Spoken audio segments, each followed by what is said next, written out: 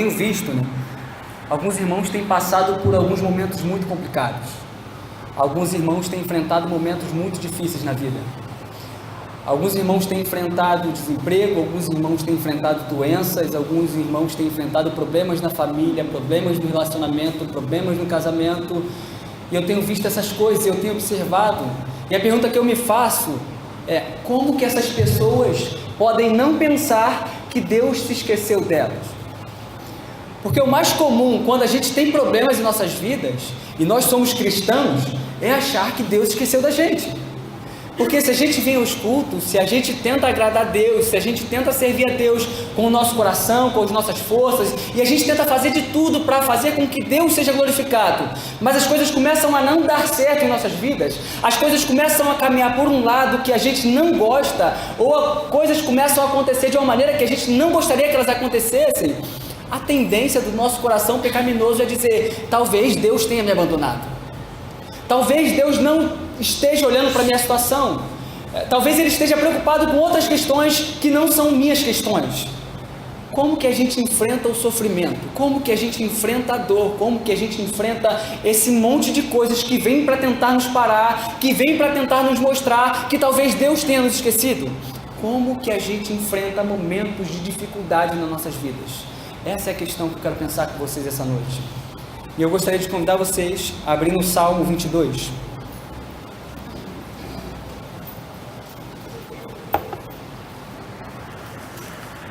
Salmo 22.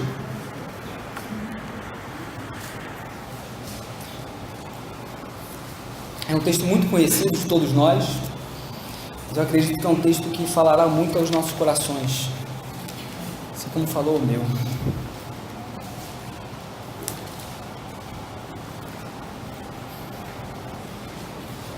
Todos acharam? Diz assim a palavra do nosso Deus, Salmo 22, versículo 1. Meu Deus, por que me abandonaste? Por que estás tão longe de salvar-me, tão longe dos meus gritos de angústia? Vamos orar.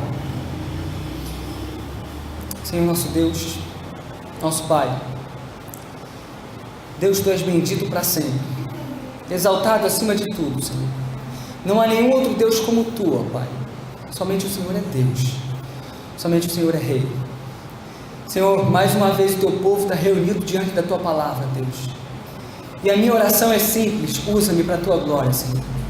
Por favor, que Tu possa falar aos nossos corações nessa noite. Senhor, por favor, não permita que os meus irmãos pensem, Deus, que aquilo que eu vou falar essa noite é algo no qual eu já estou vivendo há muito tempo, Senhor. Não deixe que eles pensem, ó Deus, que aquilo que eu vou falar nessa noite é algo que eu tenho vivido, Senhor, há muito tempo, que eu tenho praticado há muito tempo, que eu já sou muito experiente. Não, Senhor, mas que todos nós nessa noite possamos ser exortados pela Tua palavra, Senhor, e que todos nós nessa noite possamos ser consolados pela Tua palavra, Senhor. Por favor, que possamos ouvir a Tua voz nessa noite, pois é para isso que viemos aqui, Senhor, para ouvir a Tua voz.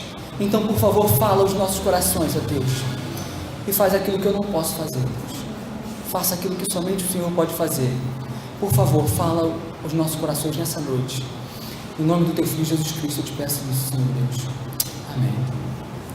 Esse é um salmo muito lindo de Davi. Esse é um salmo lindo quando a gente vai para a parte final, porque quando a gente começa a ler esse salmo, o nosso coração fica de uma maneira estranha, porque a gente às vezes consegue se ver no próprio salmo. Davi está escrevendo um salmo de contrição, Davi está escrevendo um salmo em que ele coloca o seu coração para fora. Davi está falando de algo que ele está passando nesse momento. A gente não sabe qual é a dificuldade ao certo que Davi está passando. A gente não sabe se ele está sofrendo uma perseguição de fora, a gente não sabe se ele está sendo afligido por causa de seus pecados, a gente não sabe se ele está enfrentando problemas no meio da sua família. A gente não sabe por que Davi escreveu exatamente esse salmo. A única coisa que a gente sabe é que Davi está em um grande sofrimento, que ele está passando por um grande momento de angústia. E a primeira coisa que a gente já percebe aqui é que homens de Deus também passam por momentos difíceis. Tá? O fato de você amar a Deus não impede que você passe por momentos difíceis. O fato de você amar a Deus não vai impedir que coisas ruins cheguem ao teu lar, que coisas ruins cheguem à tua vida. E é importantíssimo falar disso, porque hoje em dia, graças à teologia da prosperidade, isso tem entrado no coração das pessoas. eu amo a Deus, eu sirvo a Deus, como coisas ruins podem acontecer na minha vida? Isso tem nos cercado, isso está em todo canto. A gente chega em um lugar e as pessoas falam, nossa, alguém que serve a Deus não pode passar por sofrimento. Como disseram para uma amiga minha, quando você está com Deus, tudo vai bem. Não vai bem não, não vai bem coisa nenhuma. Quando você está com Deus, você ama a Deus, mas também tem problemas, tem dificuldades. O seu amor a Deus não vai te livrar dos problemas. É ótimo que você ame a Deus, é maravilhoso que você tenha um amor profundo por Deus, mas isso não vai impedir que problemas cheguem à tua vida. Aqui está Davi, um homem de quem se dizia que era um homem segundo o coração de Deus, alguém que amava a Deus, alguém que, como a gente viu na quarta-feira, odiava os ídolos. Ele amava a Deus de todo o coração, mas é um homem que está em sofrimento. Se a gente vai para o Novo Testamento, a gente vai ver um homem chamado Lázaro, amigo de Jesus, alguém que Jesus muito amava, e alguém que muito amava Jesus, mas Lázaro está doente, e para piorar as coisas, Lázaro morre. E aí vem pessoas dizer que quando você está com Deus tudo vai bem. Não vai bem coisa nenhuma. Quando você está com Deus, quando você ama a Deus, isso não quer dizer de maneira nenhuma que você está livre dos problemas. Esse é o primeiro alerta que Davi faz para nós. É o primeiro alerta que o Salmo de Davi, o Salmo 22, tem para fazer aos nossos corações. Quando você ama a Deus, isso não te livra dos sofrimentos. Mas é bom que você ame a Deus. É bom que você ame a Deus. É bom que você se deleite em Deus. Mas gravem isso. Isso não te livra dos sofrimentos. E meditando sobre esse Salmo, eu reparei 3 coisas importantes que a gente precisa passar a fazer, se a gente não está fazendo, no momento de desânimo, no momento de sofrimento, no momento em que a gente começa a se sentir abandonado por Deus. Aqui estão 3 coisas, eu queria olhar muito mais, mas o tempo é curto e a gente não vai conseguir, mas aqui vai 3 coisas que a gente precisa fazer, quando o nosso coração começa a duvidar de Deus e achar que Deus se esqueceu de nós. Repara no Salmo, Davi diz, meu Deus, a primeira coisa que a gente vê nesse Salmo é que Davi sabe a quem recorrer. Davi sabe a quem se dirigir. Davi está se dirigindo a Deus. Davi sabe a quem buscar quando ele está passando por um momento de dificuldade. Davi sabe a quem buscar quando as adversidades chegam no seu coração. Davi sabe a quem clamar. E é importantíssimo que eu diga isso, inclusive aqui na igreja. Porque quando a gente pega a Bíblia, a gente começa a comparar a vida de Davi com a vida de outros homens, a gente vai ver que haviam homens que quando passavam por momentos difíceis, ou quando tinham que tomar algumas decisões difíceis, eles não sabiam a quem clamar, ou não clamavam ao Deus certo. A gente pega em 1 Reis capítulo 12, e a gente vê ali que quando o rei Salomão morre, Roboão, filho de Salomão, como era de costume, está mais cotado para assumir todo o reino de Israel. E Roboão está lá, pronto para assumir o reino, mas o povo de Israel decide se juntar àquele rei e falar para ele, olha rei, o povo vai te servir, mas nós temos um pedido a fazer. Por favor, o teu pai pôs jugo muito pesado sobre nós, os trabalhos eram muito duros, eram muito pesados sobre nós, por favor, diminua o jugo que teu pai colocou sobre nós. E aí a gente vê o rei Roboão dizendo assim, me deem 3 dias. E se a gente para ler, para pensar essa história, a gente pode pensar assim, nossa, Roboão pediu uma coisa muito sábia. Os homens pediram algo para ele, e ele falou, olha, não vou te dar a decisão agora de cabeça quente, me dá 3 dias para eu pensar. E a gente pensa, talvez Roboão vá orar. Talvez ele vá orar a Deus e pedir a Deus uma solução. Talvez ele vá se encontrar com Deus e pedir a Deus que Deus dê uma direção para ele. Mas quando a gente continua lendo o texto, a gente não vê isso acontecendo. Tudo que a gente vê é que Roboão chega até os líderes do povo de Israel e ele começa a conversar com aqueles homens e ele pergunta, e aí, o que eu devo fazer?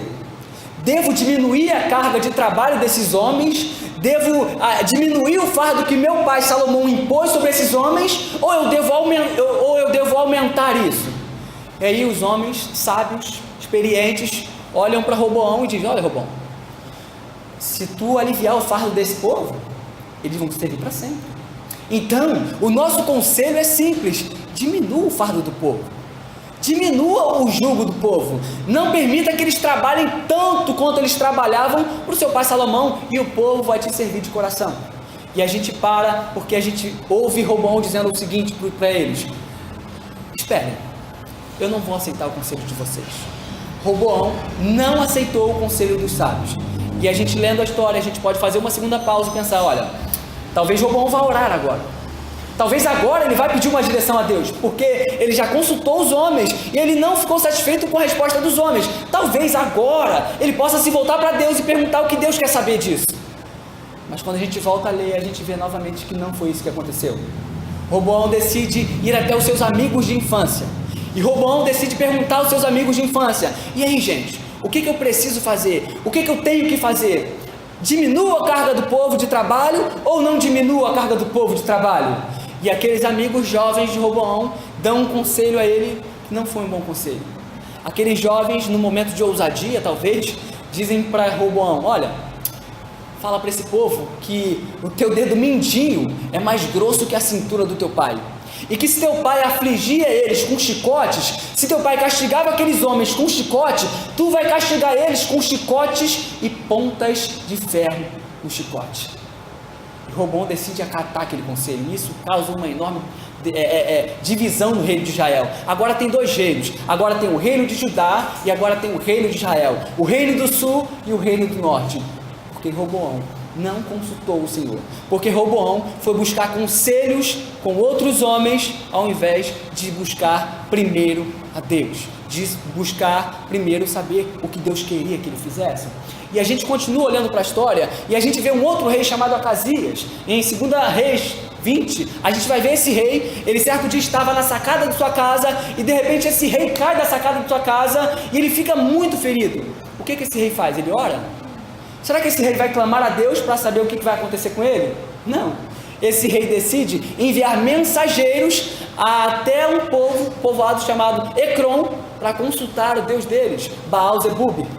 E o rei Acaz manda que os seus mensageiros possam ir até aquele lugar para perguntar se ele iria viver ou não. Os mensageiros seguem a mensagem do rei. Eles estão indo até Ecrom para consultar o Deus de Ecrom.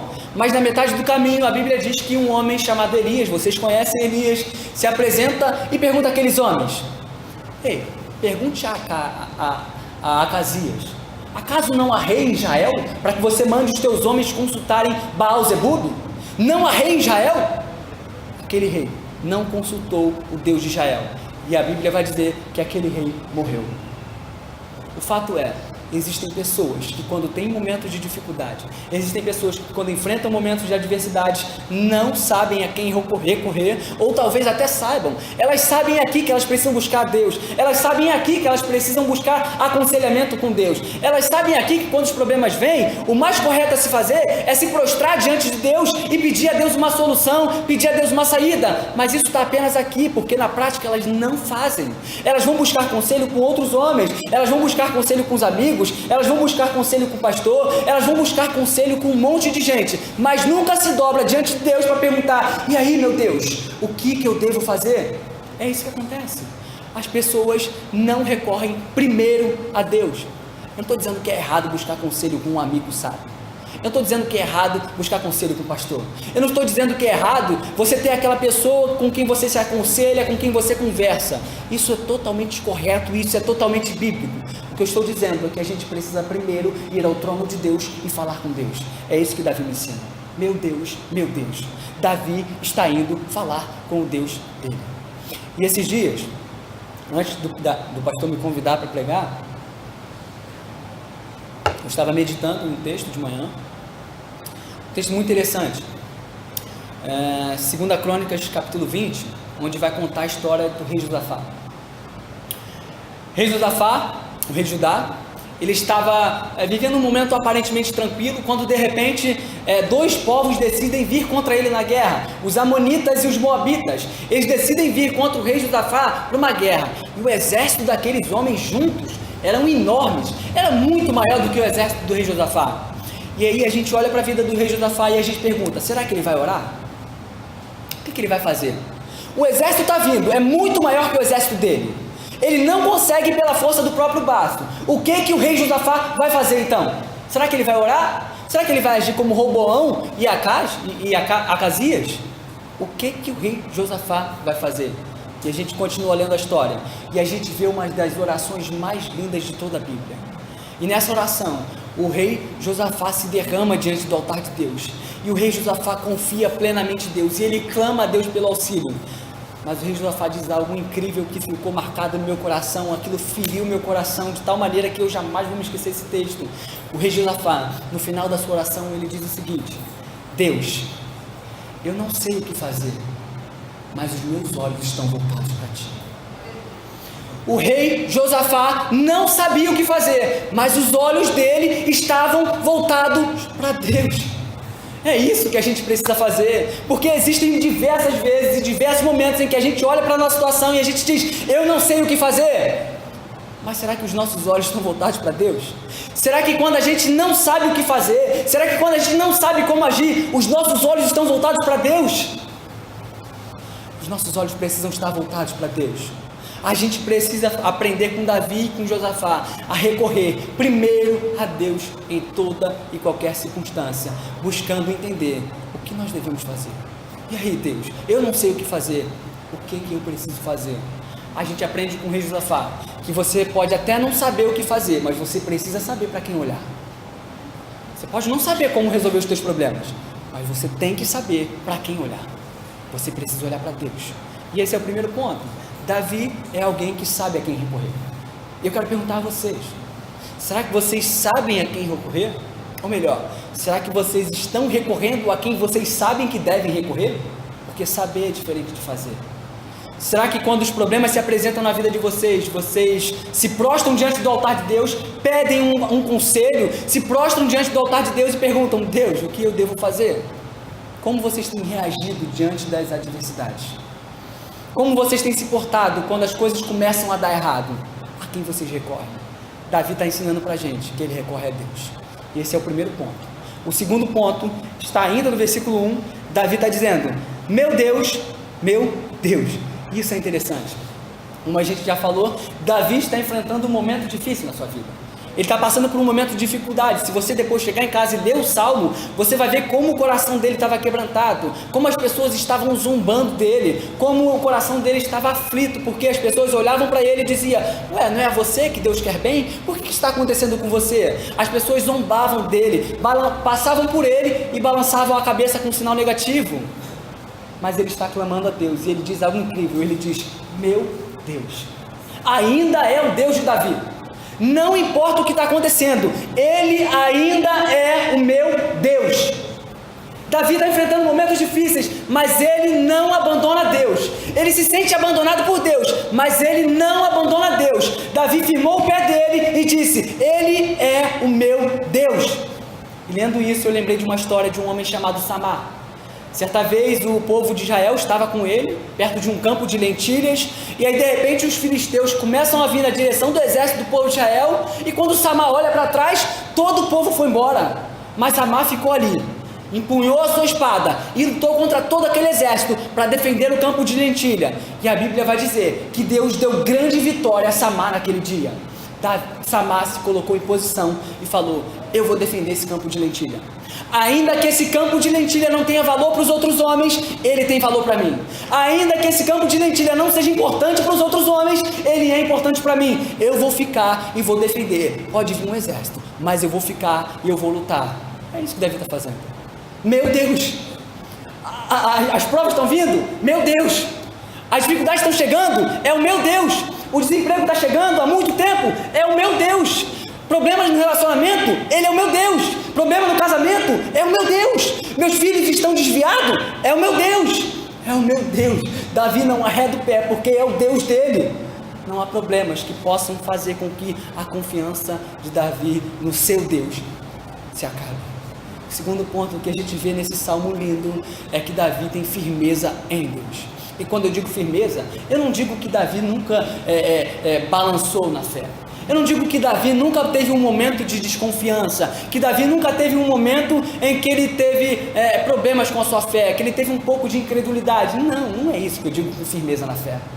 Firmeza na fé é mesmo balançando, é mesmo titubeando, é mesmo quase parando, mas ainda dizendo: meu Deus, isso é firmeza na fé, é o meu Deus, é o meu Senhor. Davi não usa uma linguagem de distanciamento de Deus em que ele diz: Senhor, por que tu me abandonou? Não, Davi está usando uma linguagem de intimidade.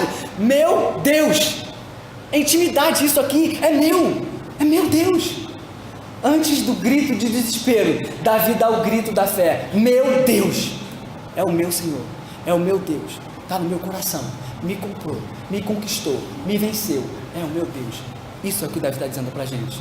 A primeira coisa que a gente vê então é Davi sabendo a quem clamar. A segunda coisa que a gente vê é Davi com firmeza na fé, estando firme e dizendo: é o meu Deus, não importa o que acontecer, Ele é o meu Deus. Esse é o segundo ponto. Terceiro ponto que a gente vê aqui é que Davi diz o seguinte para Deus: meu Deus, por que me abandonaste? Porque estás tão longe de me salvar. Isso aqui é muito interessante que a gente pare para pensar um pouco. Davi é sincero com Deus. E a gente precisa pensar um pouco sobre sinceridade. Davi é um homem que não se perturba de ter que abrir o coração para Deus. Davi é um homem que não fica angustiado pensando: ai meu Deus, será que se eu abrir meu coração para Deus e dizer para Ele que eu acho que Ele está me abandonando, Ele vai ficar chateado? Será que Deus vai olhar para mim e vai falar: Davi, como você pode fazer isso de mim? Eu estou cuidando de você. Será que Deus vai olhar para mim com um olhar diferente, sem ser um olhar amoroso? Será que quando eu confessar a Deus que a minha fé está fraca, Ele vai se revoltar comigo? Davi não tem medo de escandalizar Deus como a gente tem. Davi não tem medo de dizer algo para Deus que vai fazer com que Deus olhe para ele assustado. Davi é sincero com Deus, e a gente precisa passar a aprender a fazer isso, a ser sincero com Deus em nossas orações, a abrir os nossos corações para Deus. Eu sei, meus irmãos, como é difícil abrir os nossos corações uns para os outros. Eu sei como isso é complicado. Eu sei porque eu tenho muita dificuldade com isso. Eu sei porque eu tenho muita dificuldade para abrir o meu coração com meus irmãos. Mas com Deus não pode ser assim. Não deve ser assim. A gente não pode deixar de abrir os nossos corações para Deus e dizer o que está dentro dos nossos corações. A gente não pode tentar viver com máscaras, inclusive diante de Deus. Isso não funciona com Deus. Isso funciona na igreja. Isso funciona entre amigos. Isso funciona no trabalho. Com Deus isso não funciona. Isso funciona com homens. Porque com homens a gente pode mostrar algo que a gente não é. Porque com homens a gente pode ostentar algo que a gente não é. Com homens a gente pode transparecer que está tudo bem. Com homens a gente pode andar de uma maneira que eles olhem e digam: olha, aquele homem de Deus, olha aquela mulher de Deus. Com homens isso funciona, mas com Deus as coisas não são assim. Com Deus as coisas funcionam de maneira diferente. Com Deus a gente precisa usar de sinceridade no coração. A gente tem que parar com isso, de achar que Deus vai se irritar demais porque a gente está falando coisas que estão no nosso coração. A gente precisa abrir o nosso coração para Deus. Quanto tempo você não abre o seu coração para Deus? Quanto tempo tem coisas no teu coração que você tem vergonha de falar para Deus? Há quanto tempo você não chega diante de Deus e abre seu coração de maneira que tudo fica exposto diante dele? Eu sei que ele já sabe, mas ele quer ouvir você abrindo o seu coração para ele. Davi está ensinando isso aqui para a gente. Davi é alguém que abre o coração para Deus. Davi é alguém que não tem medo daquilo que Deus vai achar dele, dizer a verdade para Deus. A gente precisa fazer isso. Quanto tempo você não faz? Quanto tempo você não vai a Deus com sinceridade de coração e confessa seus pecados?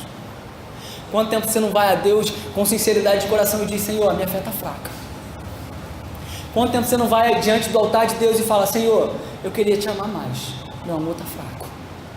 Senhor, eu estou sentindo mais prazer em outras coisas do que em Ti. Quanto tempo você não vai diante do altar de Deus e fala: Senhor, quando eu te louvo, meu coração fica frio. Senhor, quando eu estou na Tua casa, eu vejo as pessoas felizes, eu não sinto nada. Há quanto tempo você não fala isso para Deus? Há quanto tempo essas coisas estão engasgadas dentro do teu coração e você não abre isso para Deus porque você tem vergonha de falar isso para Deus? Porque Deus pode olhar para você com um olhar estranho. Porque Deus pode deixar de te amar. Isso não vai acontecer. Deixa eu tentar contar uma ilustração daquilo que eu estou tentando dizer para vocês. Certo dia, um pai decidiu sair para passear com a sua filha de 3 anos, bem pequena, estava começando a falar algumas coisas. E ele decide passear com aquela filha. E ele leva a sua filha num parquinho. E esse pai, Juan, ele pega a sua filhinha, como a Laura, de 3 anos, pequenininha, e ele decide levar ela no parquinho. Ele coloca ela no balanço e ele vai e balança a filhinha. 1, 2, e a filhinha ri. A filhinha está alegre com ele. E o pai está alegre porque a filha está alegre. Está todo mundo feliz. E daqui a pouco o pai muda ela de brinquedo. O pai pega ela e agora bota no escorrego. Bota lá em cima e faz a menina descer pelo escorrego. E o pai vê a menina rindo, e o pai está rindo porque ele está feliz, porque a menina está feliz, está todo mundo feliz na história. Daqui a pouco a gente vê o pai brincando com a filha na gangorra, ele bota ela de um lado, e ele faz pressão para o outro lado, e a menina sobe, e ele vê ela rindo de gargalhar, a menina está feliz, o pai está feliz, está todo mundo feliz. De repente o pai tem uma ideia mirabolante, como só os pais têm, ideias mirabolantes, e ele coloca ela no muro dessa altura, e ele coloca ela em cima do muro, e toma uma distância e fala, vem filha, pula. A filha olha para o pai, olha para o muro, olha para o pai de novo, ela pula? Não, ela fica com medo, ela não quer pular, ela sabe que é o pai dela, mas ela não quer pular. E aí a face do pai começa a mudar, o sorriso dá lugar a uma expressão de ira e de raiva.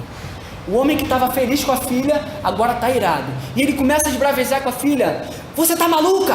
Você não está confiando mais em mim? A filha de 3 anos estava com medo, e o pai começa a olhar para ela, como você não pode confiar em mim? Você é tão nova, tão pequena, eu te dou comida, eu te dou roupa, eu te dou casa, eu te dou tudo, como você não pode confiar em mim? Será que esse pai tem o direito de falar assim com sua filhinha de 3 anos que está com medo de pular do muro no colo dele?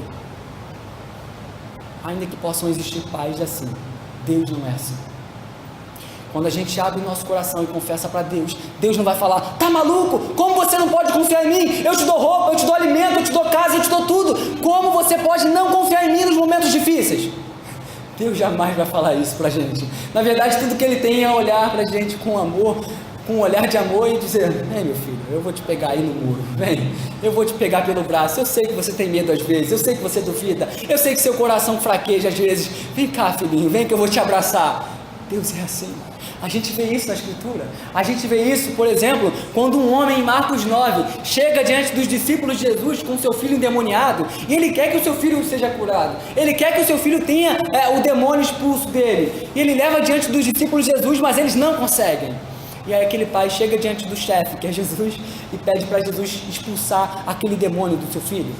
E aí a gente vê que aquele pai chega para Jesus e fala, olha, eu pedi aos teus discípulos que eles expulsassem o demônio do meu filho, mas eles não conseguiram. Agora, se podes, expulsa o demônio do meu filho. Se podes, por favor, nos ajude. Aquele pai fala isso para Jesus. E aí Jesus olha para ele e fala, se podes?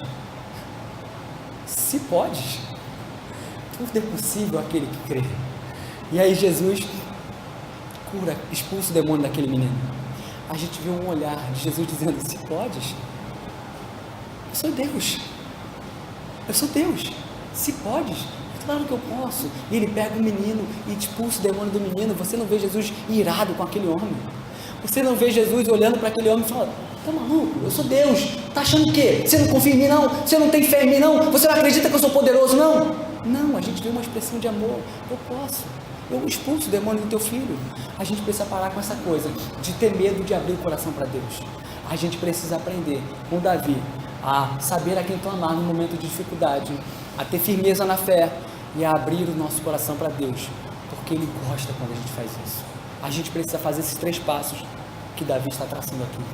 Mas a pergunta que talvez esteja na mente de vocês é, tá bom Felipe, o que isso tudo tem a ver com a Páscoa? Hoje é o dia da Páscoa, a gente está aqui para celebrar a morte e ressurreição de Cristo. O que isso tudo que você falou aí, que talvez não vai servir nada para mim, tem a ver com a Páscoa?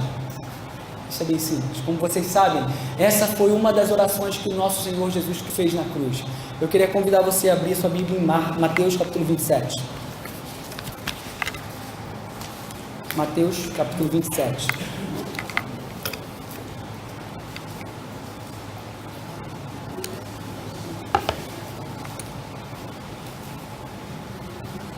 Versículo 45.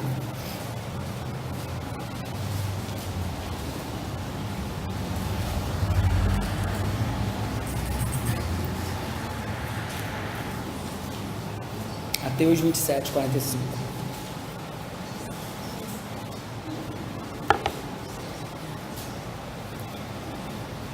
Mateus diz assim: e houve trevas sobre a terra, do meio-dia às 3 horas da tarde.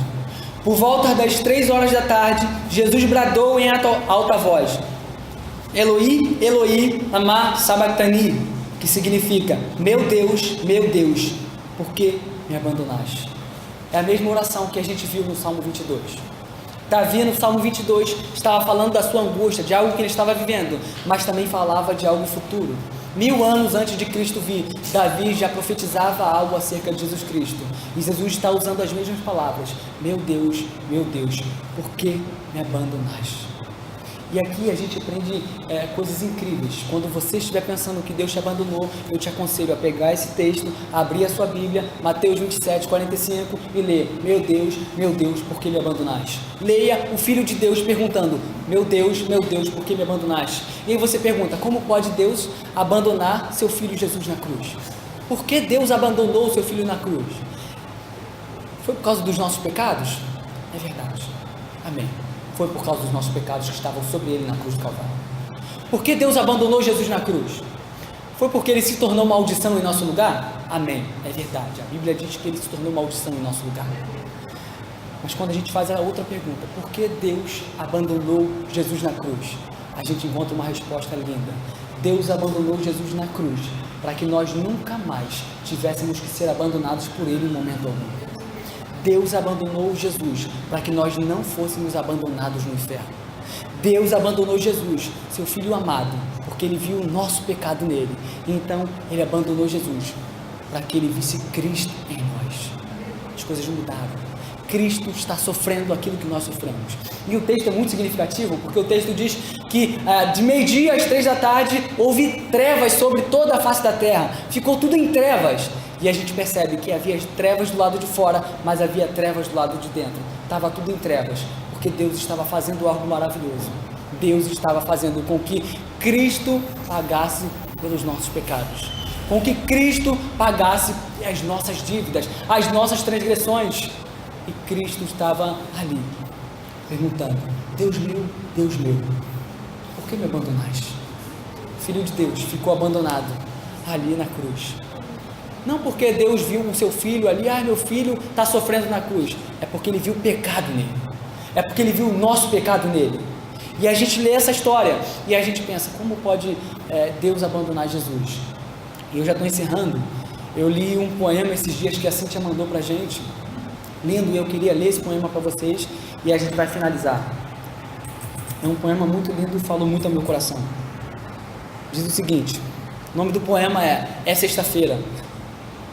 Começa assim: Jesus está orando, Pedro está dormindo, Judas está traindo, mas o domingo está chegando. É sexta-feira, Pilatos está julgando, o conselho está conspirando, a multidão está difamando, mas eles não sabem que o domingo está chegando, Juan. É sexta-feira, os discípulos estão fugindo como ovelhas sem pastor, Maria está chorando, Pedro está negando, mas eles não sabem que o domingo, Neide, está chegando. É sexta-feira, os romanos batem em meu Jesus, eles o vestem de escarlate, eles o coroam com espinhos, mas eles não sabem, Léo, o domingo está chegando. É sexta-feira, veja Jesus caminhando para o Calvário, seu sangue pingando, seus pés tropeçando, sobrecarregado está em seu espírito, mas você vê, é só sexta-feira, mas o domingo está chegando.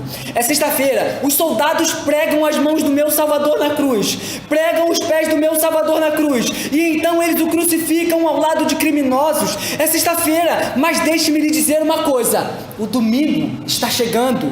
É sexta-feira, os discípulos estão questionando o que aconteceu com seu rei, e os fariseus estão celebrando que seu plano astuto foi alcançado com sucesso, mas eles não sabem, é apenas sexta-feira, mas o domingo está chegando. É sexta-feira, ele está pendurado na cruz, sentindo-se abandonado por seu pai, deixado sozinho e morrendo. Pode alguém salvá-lo? É sexta-feira, mas o domingo está chegando. É sexta-feira, a terra treme, o céu escurece, meu rei entrega seu espírito. É sexta-feira, a esperança está perdida, a morte ganhou, o pecado conquistou e Satanás apenas ri. É sexta-feira, Jesus é enterrado, soldados montam guarda e uma pedra é rolada no sepulcro. Mas é sexta-feira, só é sexta-feira, mas o domingo está chegando, e o domingo chegou para a honra e glória de Deus. O domingo chegou mostrando para a gente que Cristo não ficou abandonado naquela cruz, assim como eu e você, que um dia pensamos estar abandonados, não estamos abandonados, porque o Filho de Deus não foi abandonado naquela cruz. E hoje a gente pode fazer coro com o apóstolo Paulo e perguntar: Quem nos separará do amor de Cristo? Será tribulação, ou angústia, ou perseguição, ou fome, ou nudez, ou perigo, ou espada? Quem nos separará do amor de Cristo? Pois eu estou convencido de que nem morte, nem vida, nem anjos, nem demônios, nem o presente, nem o futuro, nem qualquer poderes, nem altura, nem profundidade, nem qualquer outra coisa na criação será capaz de nos separar do amor de Deus que está em Cristo Jesus. Deus não te abandonou. Deus não te abandonou por causa de Jesus Cristo na cruz do Calvário, que pagou o preço pelos nossos pecados. Não abandone Deus, Ele não te abandonou. Essa é a mensagem da Páscoa. Deus não nos abandonou. Ele providenciou um cordeiro para que o povo de Israel pudesse ter salvação. Ele providenciou um cordeiro para que nós pudéssemos ter salvação. Deus não nos abandonou. A Páscoa fala disso. Deus não se esqueceu do seu povo. Eu queria orar com vocês.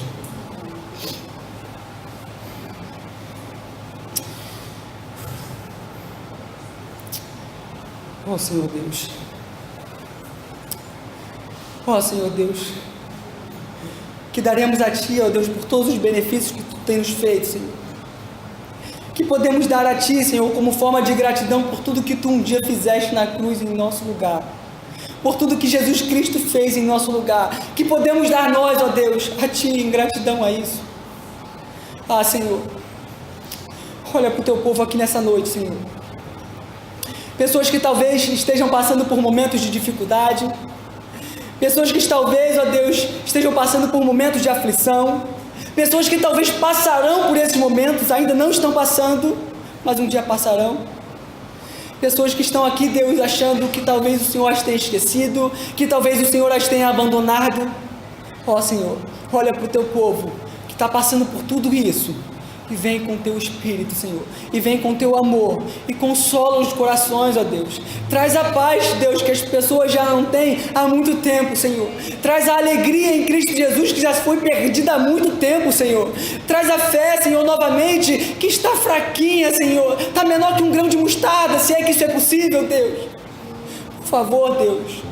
Toca no coração dos Teus filhos nessa noite. Aqueles, ó Deus, que estão desanimados, ó Deus, que possam olhar para a cruz e receber ânimo, Senhor. Aqueles que não estão com vontade mais de caminhar em direção a Ti, que olhem para a cruz e vejam que o sacrifício de Cristo foi real e que o sacrifício de Cristo foi por amor, ó Deus. Por favor, olha para o Teu povo, Senhor. Dá a força que o Teu povo precisa, Senhor. Dá a força que o Teu povo precisa para enfrentar as dificuldades, Senhor. Dá a força que o Teu povo precisa, Deus, para caminhar até aquele grande dia, Senhor. O domingo chegou, era o dia esperado, ele chegou, mas agora nós esperamos outro dia. Agora nós esperamos aquele grande dia em que Tu virá, Pai. Então, por favor, nos ajuda a estar firmes até aquele grande dia, Senhor. Teu povo pede humildemente por ajuda, Senhor. Por favor, nos ajuda a chamar a Ti, ó Pai, de meu Deus, ainda que os momentos sejam difíceis, ó Deus, ainda que as dificuldades sejam grandes, ó Pai, que a gente possa chamar o Senhor de meu Deus, ó Pai. Por favor, que ainda que pareça que Tu tenha nos abandonado, que a gente não Te abandone, Senhor. Que ainda que pareça, Deus, que Tu tenha nos esquecido, que a gente não se esqueça de Ti e que a gente se mantenha firme, lutando por aquilo que a gente ama, que é o Senhor, nosso Deus. Pai, por favor, olha para o Teu povo com um olhar de misericórdia e compaixão e vem em favor do Teu povo, assim como Tu foi em favor de Davi, Senhor, porque se a gente continua lendo o Salmo 22, a gente vai ver que Tu respondeu a oração do Teu servo. Então, por favor, é hora de responder a oração do Teu povo. Por favor, nós pedimos isso, nós não ordenamos a Ti, nós pedimos por amor e misericórdia. Responda as orações, guie o Teu povo, instrua-nos nos Teus caminhos, Senhor. Nós clamamos a Ti, Senhor, que Tu possa nos abençoar para a Tua própria glória e para a nossa alegria, Senhor. Em nome de Jesus Cristo, ouça as nossas orações, ouça as orações dos meus irmãos, ó Deus, para a Tua glória e para a nossa alegria, Senhor. Em nome de Jesus Cristo eu Te peço isso, ó Deus. Amém.